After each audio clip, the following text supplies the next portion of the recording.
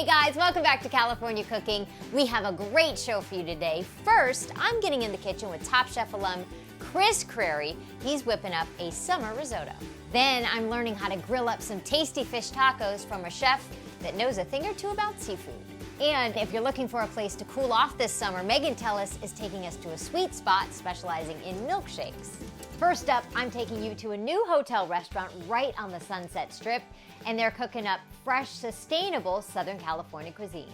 You may remember him from Top Chef. I got the chance to sit down with Chef Chris Crary at his new venture, One Kitchen. Take a look.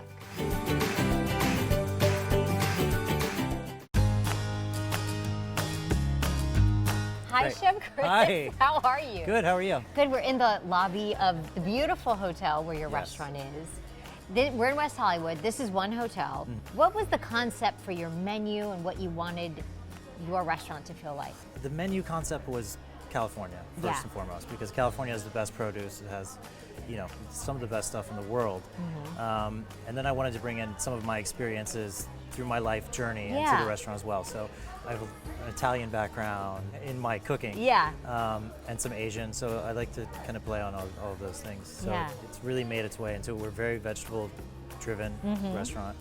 Well, you have a huge garden, which in the middle of West Hollywood, I said, where could you have fit a garden? But you found we were going to get a garden here no matter what, if it was on the roof or if it was... You were going to figure it out. Yeah, yeah. Why was that important for you? It's important for me, of course, to grow our own produce and be able to see it through the whole step, the whole process. Sorry.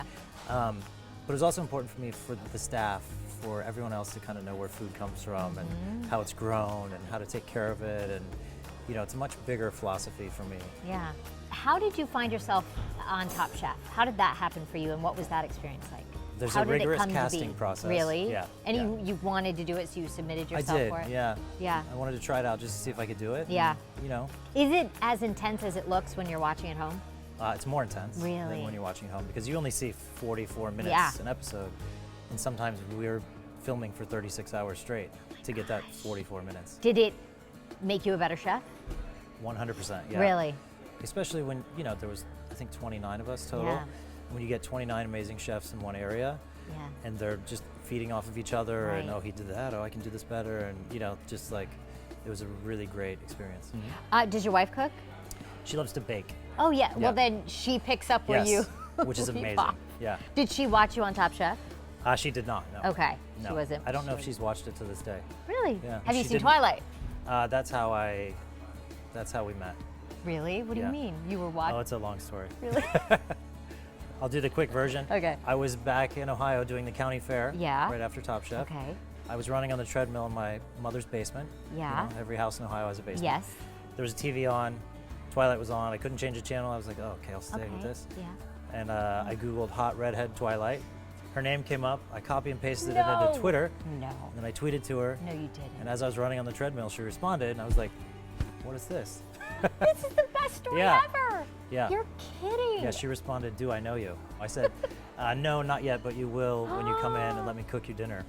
There's a lot of going back and forth for a long time. That is the best story. I did not expect that. Yeah, a lot of people meet on Match and all those other websites. But that was bold. You probably didn't expect anything to come of that. No, I just thought nothing will come of this. And you're married with 2 little kids. That is the greatest story. I love that so much. Yeah. Oh, how sweet. What are we gonna make? We're gonna go back in the kitchen. What are we gonna cook? We're gonna make black truffle risotto. Yum. With summer vegetables. Okay. Some sage and brown butter. Can't wait. Okay, Chris, we're in the kitchen.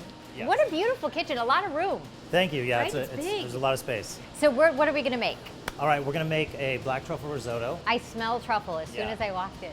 Yeah, I kind of loaded up on the truffle. Do you put it like behind your ears? Like Sometimes, if I spill a little bit, you know, it's a little, keeps the hands soft. Yeah. And then on top, there's gonna be some really nice shaved summer vegetables. Ooh, nice. Parmesan cheese, brown butter, sage, and of course, truffles. So we're gonna start by making the base of the risotto. Yeah. Okay. Gonna put a little bit of olive oil in the pan. So we like to add to ours some diced fennel, Love which fennel. adds a little bit of a different flavor. Some onion, just white onion, shallots and garlic, of course. Okay. And this is where the stirring part comes in. Yeah. And our arborio? This is arborio rice, yeah. It's a short grain rice. I like to toast the rice a little bit, so we get a nice little golden color to the rice.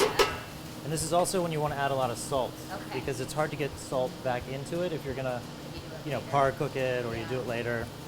It also helps with the vegetables to break down. Okay. And just a little bit of pepper. So now that our rice is a little toasty, we're gonna add our white wine. Aha. Yeah. Now's when the stirring starts. How do you feel about stirring? Please put me to work. And then we add a little bit at a time. Yep. So we'll add, a ladle or two of veg stock until it cooks all the way down again. And you want to do this on high heat Yeah. because you're trying to keep the rice al dente. Do you want me to take back over? Well, it's just I feel my hand. Yeah, it's a short spatula, sorry. The grandma long spoon, she was onto something. So now this is going to take 30 more minutes. Now that you've been stirring for 30 minutes, Yeah. You get a workout. we're almost there. We're going to do the brown butter summer vegetables. Okay. So we're going to take some of our butter. Very simple, and it adds so much like nutty flavor Yeah. to something. And this is actually going to be kind of like our dressing for the vegetables. We're going to add some salt. It's getting a little golden. Getting there, yeah. Yep. We're going to throw in some sage. I love how you did the squash and zucchini. I Yes. think that's so nice. So it's almost a play on like a noodle. Yeah. So you're having pasta and risotto at the same time. We're there. That's brown butter. So the sage is fried up a little bit. We're just going to throw our vegetables in. I turned off the pan Okay. because we want the vegetables to stay kind of raw. We're just going to give it a little toss.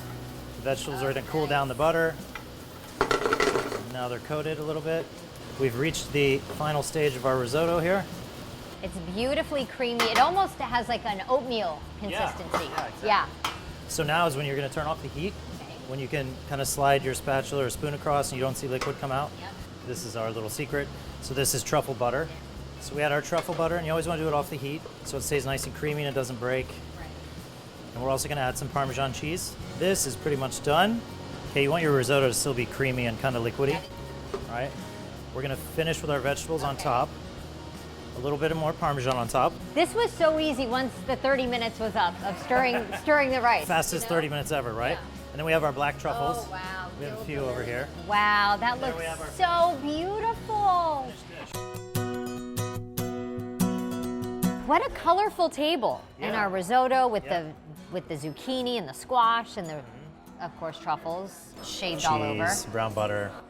And we can't, by the way, beautiful cocktails. Thank you. Cheers. Cheers. How gorgeous. This is a tequila and watermelon and all kinds of fruit in here. I mean, most of our cocktails in one kitchen are built with fresh pressed juice. Easy for me to say. Fresh. I haven't even had a sip yet. But you know what? You can tell that it's Yeah, like you went to the fancy juice shop and then they put a shot of tequila in there. exactly. That's what we're going for. I got to try the dishes we made. Yeah, go ahead. I've got to see how we did. See how now I'm taking credit that I Yeah, no, you was you involved. literally stirred that for 35 minutes.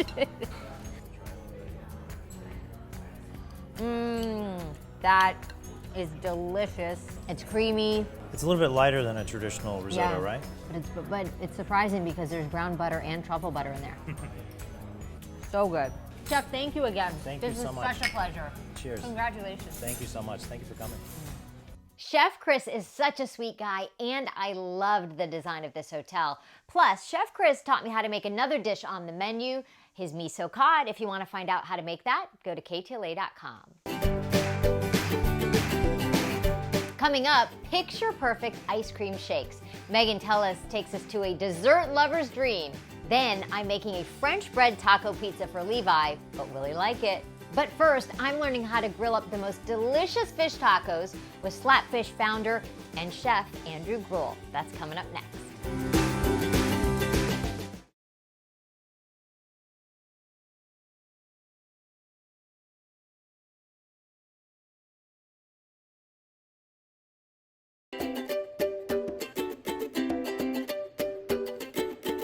Grilling is king this time of year, but grilling fish can sometimes be a little tricky. Celebrity chef Andrew Gruel gives us some tips and tricks on how to grill up the perfect fish this summer.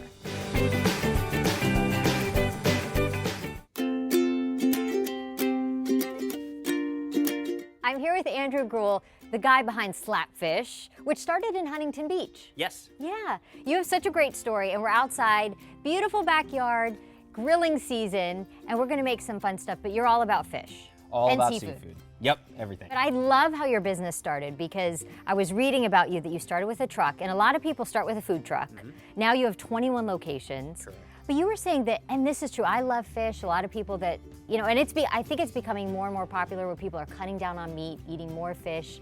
But there really isn't a place you can go, you don't want to say fast food fish, but where, you know what I mean? Where you can get a quick, inexpensive meal and it's seafood. Yeah, well, I mean, on the one end of the spectrum, you've got your more fine dining, white tablecloth, and all the way on the other end of the spectrum, kind of, you know, greasy fried. You know, there's nothing in that kind of better, faster, casual world, right? There's so many great brands now that offer that quality of fine dining with that cost and convenience of faster food, and we're trying to kind of be that in the seafood world.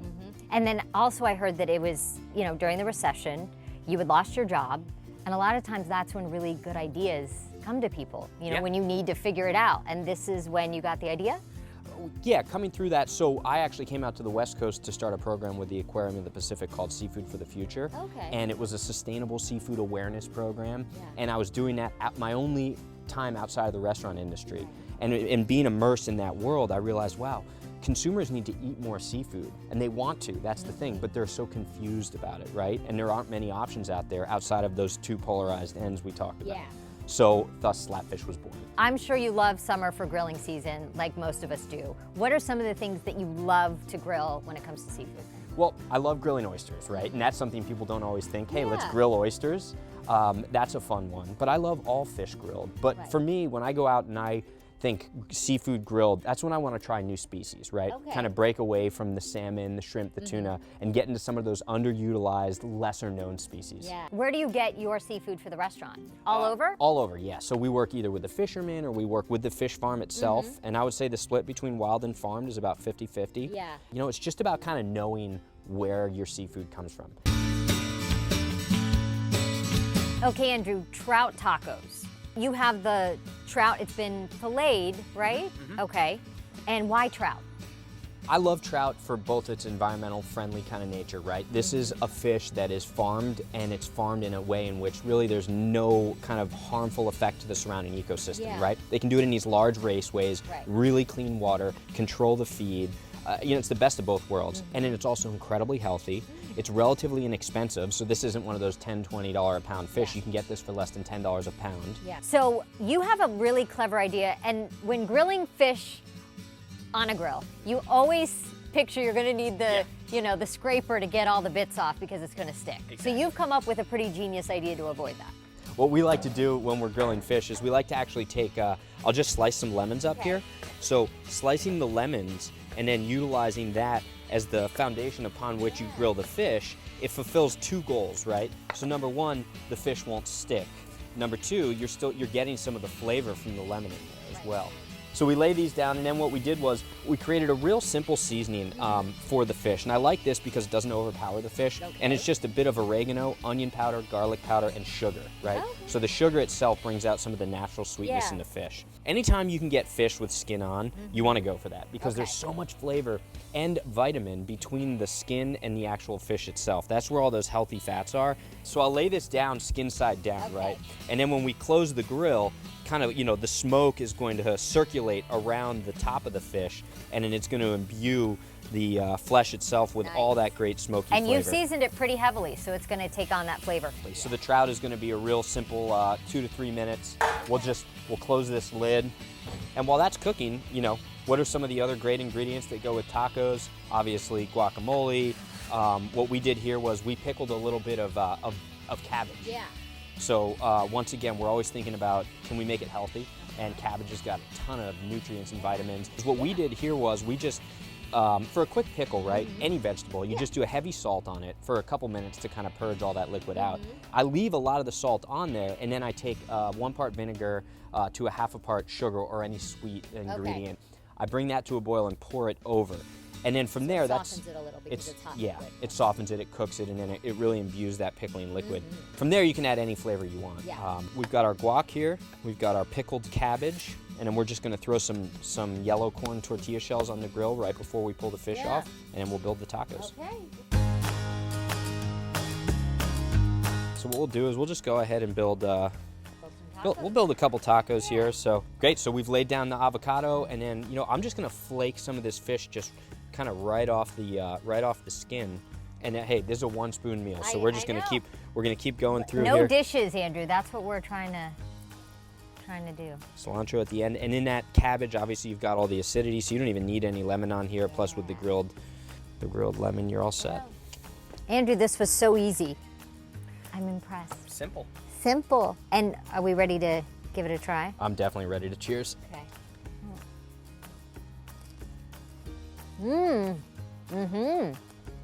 Good. I love the cabbage. It's tangy, and then the fish is so mild. Really? It was trout, right? It's so mild. Thanks, Andrew. Thank you. Eat more fish. Eat more fish. That's the motto of the day. Great meeting you. Thank you so much. Nice to meet you. Thank you so much.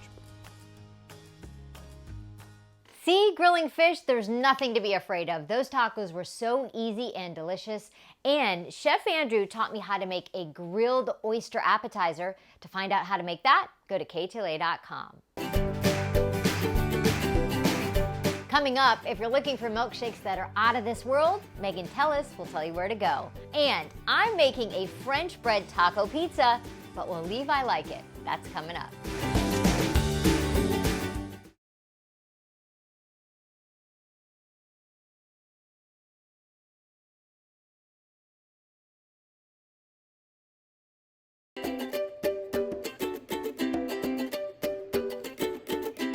As the temperatures heat up this summer, you may be looking for a sweet treat to help cool you off. Megan Tellis is taking us to an Instagram-worthy shake shop. Take a look. Hey Jess, check it out. You are in my hood, baby. This is Victoria Gardens, better known as the VG. I met my now husband in high school just up the road, and we spent so many of our first dates right here. It's the pride and joy of Rancho Cucamonga. Let me just put it that way. We are specifically at the Milkshakes. I have never been here, so I'm so excited to get inside. So thank you for the opportunity. Come with me. Let's meet the owner.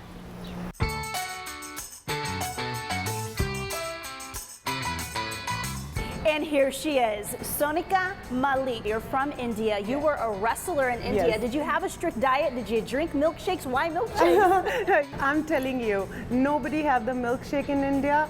This option came in my head when I present beautiful mug design in front of my son, and he was so delighted. He said, I don't want to drink, this is so beautiful. So I just put so many stuff in his shake, and it came out damn good. So my clumsy coffee is because of my son. But it's for the person who comes in. Ooh, we want something sweet and something Instagrammable. Our designer finished the shake, and we deliver to the customer. The first thing happens, they click the picture, Yeah, of course. and then it goes in their mouth and they says, wow. This is, of course, it's photogenic, it's beautiful outside, and it's really, really tasty inside. So, And so many people love it. Shall we go make something? yes, of Okay, course. let's go Come grab. on. Don't be tired. Here we go. We're going to start with the Dark Knight. Okay. We need to bring our cake because this is the only shake we have which we don't put the whipped cream on. Make it into a ball? Pretty generous, yes. Okay. Hershey's chocolate syrup on the top. Oh my gosh. So we warm our chocolate cake so they can enjoy warm and cold. And what is this one called? It's called Oreo Bomb. Okay. So here's the whipped cream for you. Here's the whipped cream. That's good. So you have a vanilla ice cream bar. Bars, yes. Coated with hand, with lots of love. It's all about the love, baby. Yes. And you just put it They right on come top. happy and they leave happy. Okay, which one is this? So this is my swag. Shake, shake, shake. Shake. We start with the whipped cream. Yes, and just very good. That's it. Good job this time. Thank you. Yeah, we have a other chocolate cake for this one. So we need to make a mud pie, Yes. basically. And what do you put on top? So we are going to toss our marshmallow here. Oh my gosh. Here you go. Oh, it's like a s'more. Yes, and just keep playing. That's it. It's on fire. So we are going to dip in a marshmallow. Marshmallow on marshmallow? Yes. And here's the messy love. Okay, I'm gonna try this one. what is the ice cream in there? It's kind of s'more shake. Lots of love. Okay, Love. and this one, It's a Oreo bomb. It's if you like cookies and cream, This is the one. this one I have been waiting Yes. to try. You just dig it. Oh, you dig it? Okay, I'm gonna try this. This is brownie heaven. And the chocolate crisp around is really complementing the shake. It's really nice. This is so good. That was so fun. Megan, those shakes look so amazing. Okay, on to Levi Likes It. I'm making for him a French bread taco pizza. But will he like it? Take a look. What you eating? Salad. What's this? It's a taco pizza.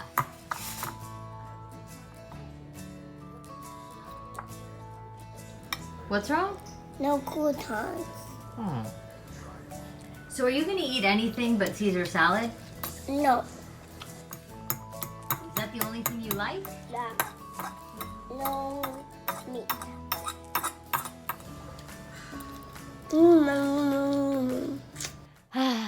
Here I thought pizza and tacos would be a winner, but it is delicious. If you want to get the recipe, go to ktla.com. That's it for us. For more of my conversation with Chef Chris Crary and how his bold moves in and out of the kitchen won over his celebrity wife, check out our California Cooking Podcast. Thanks for joining us, and we'll see you next time. So Okay, so I've seen people wiggle the... yeah, you just kind of, it's almost, and flip the knife so that it's sticking up there. Start with the knife in the right direction. Right into that hole right there. Am I in? There you go. Oh, okay. Now just kind of wiggle it in, and when you get in there, you'll... This is really no joke.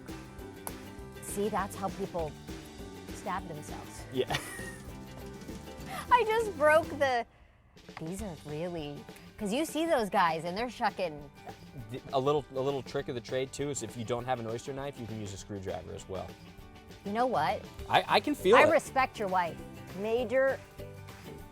She's got that forearm strength from doing No, this 100 I times didn't over. even make a dent in this. Oh, no, you're almost there. You're almost there. See that? How it just Look at popped that, open you like did that? it! See? And then, here, I'll let you finish Okay, this one off. yeah. I'll look like a hero, right? I came in and... Okay, so now you pull the... look what I did. See, that was me. It's a half... It's a half shell. Oysters on the half shell. It's a new thing. 3/4. There we go. All right, well, I'll leave that to the pros. Okay.